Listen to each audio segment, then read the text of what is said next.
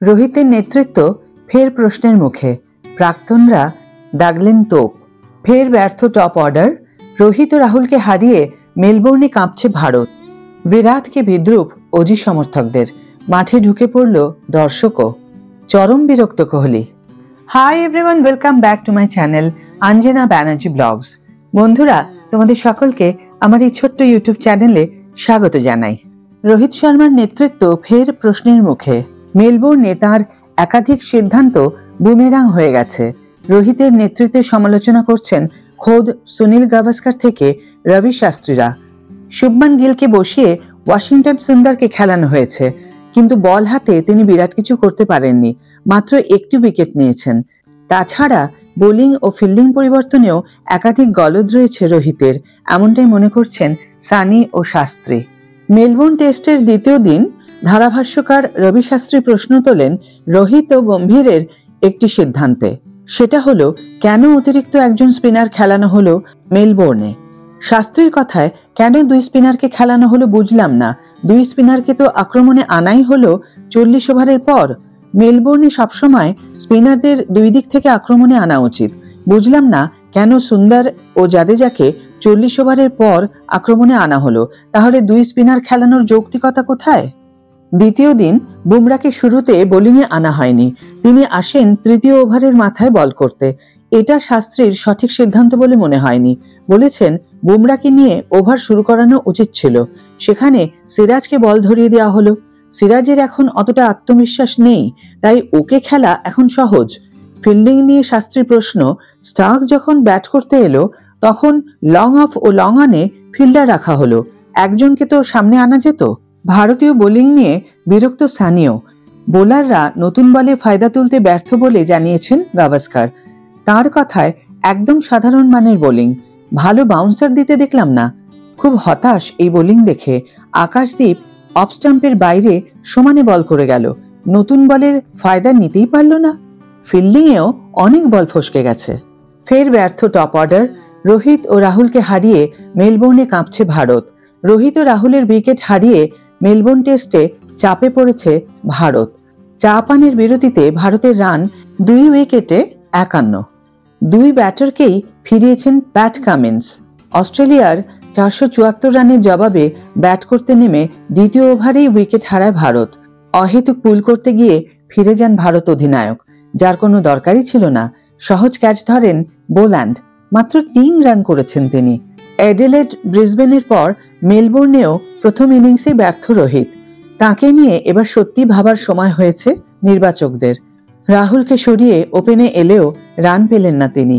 রোহিত ফিরলেও খেলাটা অনেকটা ধরে নিয়েছিলেন যশস্বী ও রাহুল। কিন্তু দলের রান যখন 51, কামিন্সের দুরন্ত ইনসুইঙ্গারে বোল্ড হয়ে গেলেন রাহুল 24 রান করে। যশস্বী 23 রানে রয়েছেন উইকেটে। টপ অর্ডার ফের ভাঙনের মুখে। এখন দেখার বিরাট কি করেন। এর আগে দ্বিতীয় দিন অস্ট্রেলিয়ার প্রথম ইনিংস শেষ হয় 474 রানে। ভারতীয় বোলারদের মধ্যে সবচেয়ে সফল জসপ্রীত বুমরা, পেলেন 4 উইকেট। প্রথম দিনের শেষে অস্ট্রেলিয়ার রান ছিল 6 উইকেটে 311। উইকেটে ছিলেন স্টিভ স্মিথ ও প্যাট কামিন্স। সপ্তম উইকেটে দুজনে যোগ করেন 112 রান। সেখানেই ব্যাকফুটে চলে যায় ভারত। মাত্র 1 রানের জন্য হাফ সেঞ্চুরি ফসকান অধিনায়ক কামিন্স। স্টিভ স্মিথ করেন 140। ব্রিসবেনের পর মেলবোর্নেও 100 রান পেলেন এই অজি ব্যাটার। কামিন্স ফিরে গেলেও টেল এন্ডারদের নিয়ে লড়াই চালিয়ে দলের রানকে 474 রানে পৌঁছে দেন স্মিথ। ভারতীয় বোলারদের মধ্যে বুমরা পেলেন 4 উইকেট। সিরিজে 25 উইকেট হয়ে গেল তাঁর। আকাশদীপ পান 2 উইকেট, জাদেজার শিকার 3টি। এদিকে বিরাটকে বিদ্রুপ অজি সমর্থকদের, মাঠে ঢুকে পড়লেন দর্শকও। চরম বিরক্ত কোহলি। মেলবোর্ন টেস্টের দ্বিতীয় দিন টিম ইন্ডিয়া তখন ফিল্ডিং করছে। আচমকাই মাঠে ঢুকে পড়ল দর্শক। ওই দর্শক বিরাটকে জড়িয়ে ধরার চেষ্টা করেন।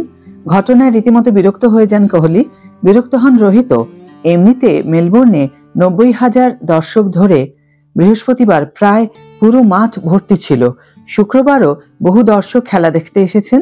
তাদের মধ্যেই এক দর্শক নিরাপত্তা কর্মীদের চোখ এড়িয়ে মাঠে ঢুকে পড়েন। সোজা গিয়ে তিনি জড়িয়ে ধরার চেষ্টা করেন বিরাটকে। ভারতীয় অধিনায়ক রোহিত সেই যুবককে আটকানোর চেষ্টা করেন। এই ঘটনার জেরে কিছুক্ষণ খেলা বন্ধ থাকে। নিরাপত্তারক্ষীরা এসে ওই যুবককে বার করে নিয়ে যাওয়ার পর ফের খেলা শুরু হয়। প্রসঙ্গত, শুক্রবার সকাল থেকেই বিরাটের উদ্দেশ্যে বিদ্রূপ করছিলেন অস্ট্রেলিয়ার সমর্থকরা। তার মাঝে মাঠে দর্শক ঢুকে পড়ায় আরও অসন্তুষ্ট হন ভারতের প্রাক্তন অধিনায়ক। প্রসঙ্গত, বৃহস্পতিবার অস্ট্রেলিয়ার স্যাম কনস্টাসকে ধাক্কা মেরেছিলেন বিরাট। তারপর থেকেই অস্ট্রেলিয়ার সমর্থকেরা তাকে ব্যঙ্গ করছেন। আইসিসি অবশ্য বিরাটের ম্যাচ ফির 20% কেটে নিয়েছে শাস্তি হিসাবে।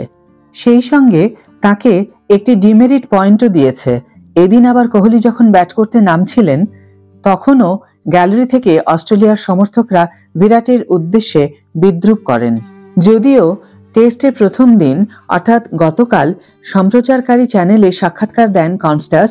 তাকে প্রশ্ন করা হয়, কোহলি আপনার প্রিয় ক্রিকেটার, হঠাৎই মাঠের মাঝে ঝগড়া লাগলো, আপনাকেও ধাক্কা দিল, কি বলেছিল তখন?